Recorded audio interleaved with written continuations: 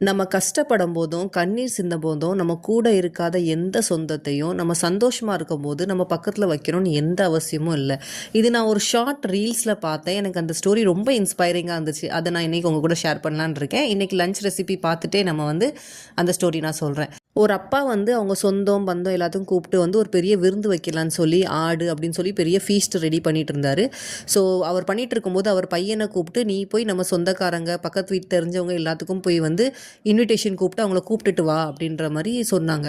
So இந்த பையன் போய் அதை கொஞ்சம் ட்விஸ்ட் பண்ணி சொல்லிட்டான். அதாவது எங்கள் வீட்டில் ஃபயர் ஆகுது, ஸோ ப்ளீஸ் ஹெல்ப் பண்ணதுக்கு எல்லோரும் வாங்க அப்படின்ற மாதிரி சொன்னாங்க.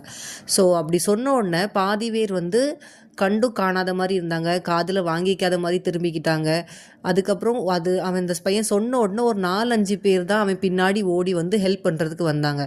ஸோ அந்த பையனோட அப்பா அந்த பையன்கிட்ட கேட்டான், நீ ஏன் இப்படி சொன்ன அப்படின்னு கேட்டோடனே, நம்ம கஷ்டத்தில் நம்ம கூட இருக்கிறவங்களுக்கு தான் நம்ம கூட சந்தோஷமாக சாப்பிட்றதுக்கு தகுதி இருக்குது அப்படின்ற மாதிரி அந்த பையன் சொன்னான். ஸோ அது லிட்டரலாக ஒரு ரொம்ப இன்ஸ்பைரிங்காக இருந்தது. ஸோ இன்றைக்கி லஞ்சுக்கு ரைஸு, ரசம், அதுக்கப்புறம் ஆம்லேட், அப்புறம் காலிஃப்ளவர், உருளைக்கிழங்கு, பட்டாணி போட்டு ஒரு சூப்பராக ஒரு பொரியல் பண்ணியிருந்தேன்.